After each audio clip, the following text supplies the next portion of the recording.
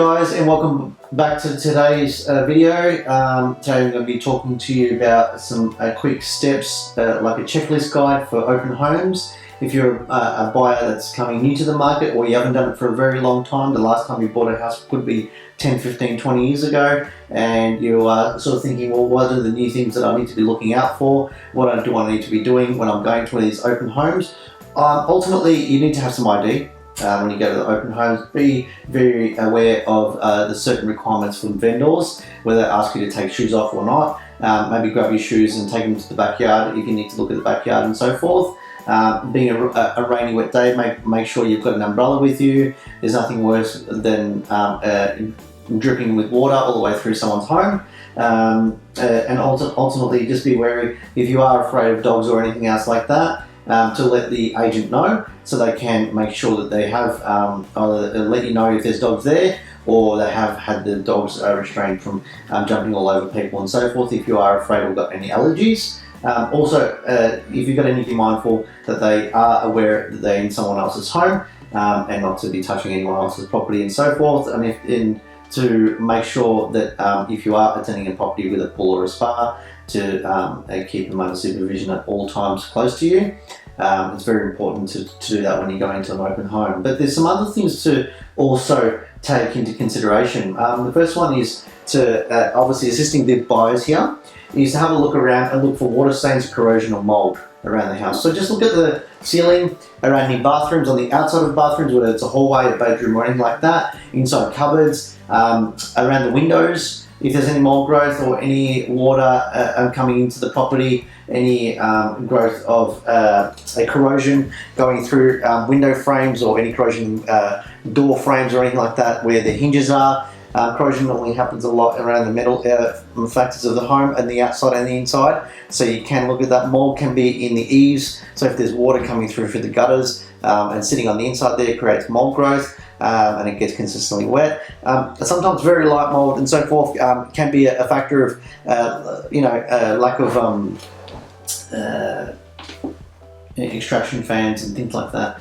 So it may have an issue, small issue like that can be rectified in bathrooms and things like that, or can be a factor of leaks anywhere around the house or inside the house. Assess ceilings for sagging. So again, that works on from the previous thing that I just said. It could be water escaping, sagging from heavy things on top of the ceiling, inside the ceiling, or just bad workmanship. So a lot of the times we see sagging in garages because there's obviously different temperatures and so forth, with the cars going in there with a lot of heat going in on the top as well, and also the way the plaster sheets are hung inside garages, it causes them to drop. Very often we do see that. A lot of the times clients do take them off altogether, or they're hanging off. If they are and you're a homeowner, I best suggest that you fix that, get a handyman out. It doesn't cost too much. Get it re-nailed in or replaced. It saves the potential buyer being concerned or getting another thing crossed on their list. Next, another thing to look on your list is look inside the cabinets in all wet areas. Why do we say that? Because there could be leakage of water around the handles, the basins, around the top of the benches, behind the mirrors and things like that. So if there's water escaping in there and inside the cupboards, it being possibly made out of MDF or chipboard, any type of timber like that, where it does swell or fall apart when exposed to water, very important to look at that inside the cupboards, inside wet areas. Check the walls for large cracks. So this is a really good one, because it can mean a difference of something really major or very small. Cracks, small hairline cracks where you can stand a metre back and barely see it, that's normally cracks where they happen where the property's settled. Sometimes it happens with brand new homes, 12 months, 24 months, 36-month-old properties. They'll get small hairline cracks, there's nothing to worry about there. But if there is cracks going from the top of the ceiling to the bottom and it's separated, it pulled the plaster apart, you can see timber behind it, or the bricks on the outside. If the cracks are going, and I learned this pretty quickly with some building inspectors, going through the bricks and through the mortar, then you definitely need to have a look at the foundations of that property. It can happen to properties whether they're on slabs or raised off the ground on stumps, whether it's timber or concrete or anything else like that. they do have movement, and ultimately it can be an engineering issue. So you do need to make sure that you do organise building inspections and things like that on properties, but also keeping note of those things that you may notice on that property when going out to look. So very important, guys, to have a look for cracks around the property, regardless if it's rendered or brick or foam, whatever it is, type of material that's being built from, looking at cracks. And a lot of the times you'll see gaps between the window and where the material of the construction product is built, whether it's bricks, render, concrete, whatever, foam. The gaps would have increased or reduced, really tight and certain around the windows and door frames. So have a look, closing and open doors. You might see it rubbing in certain sections of the frame because it might be buckled from a significant movement, so very important to look for that. And number 5, check for mold in bathrooms and bedrooms. As I said, mold was number 1, but mold, it can be something very harmless and very minor, or can be very harmful and extreme, depending on how long it's been and how it's been affecting it. And you'll notice it by just visibly looking at it. You'll see little black dots, growth, and if it's been there for a bit, could be a little bit furry. So definitely stay away from it, don't touch it, could cause health issues.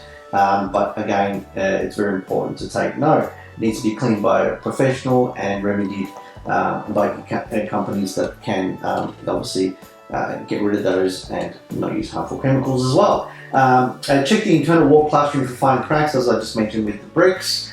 Look at the external roof line. So have a look at the roof. If you see dips on the top of the tiles where the capping is, if there's a drop in the capping, there's huge cracks, if there's movement, if there's a lot of tiles disjointed all over the roof line, or if it's really old and wet, worn down, and you can see a lot of mortar missing between the cracks and things like that, and definitely something to keep a note that you may have to attend to or maintain once you purchase and move in.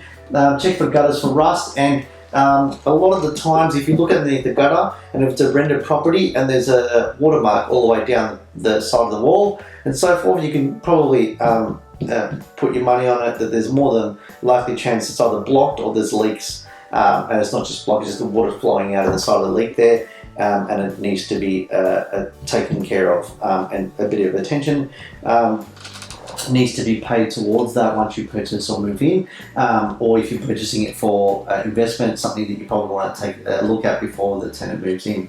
Also, rusted gutters, they'll need to be replaced. Look, gutters are not a massive cost. There is a cost, but they're not huge. Some people blow out the proportions of what gutters cost to replace, like $5,000 or $10,000. It's under $5,000 depending on the size of the home and the type of guttering that you want, but basic guttering is quite cost effective to fix, and it can be a great preventative measure towards leaks inside the house or inside the eaves. I look for drain holes on the external perimeter walls. So a lot of the times when properties that are elevated off the ground, whether they're on stumps or in any way they're elevated, whether it's timber stumps, concrete, whatever, they'll have little holes underneath, and it gives the opportunity for the property to breathe underneath and get the air out, so it's not creating that enclosed uncirculated air and then obviously warming up and creating issues underneath the home. And so it needs to be able to breathe and dry out.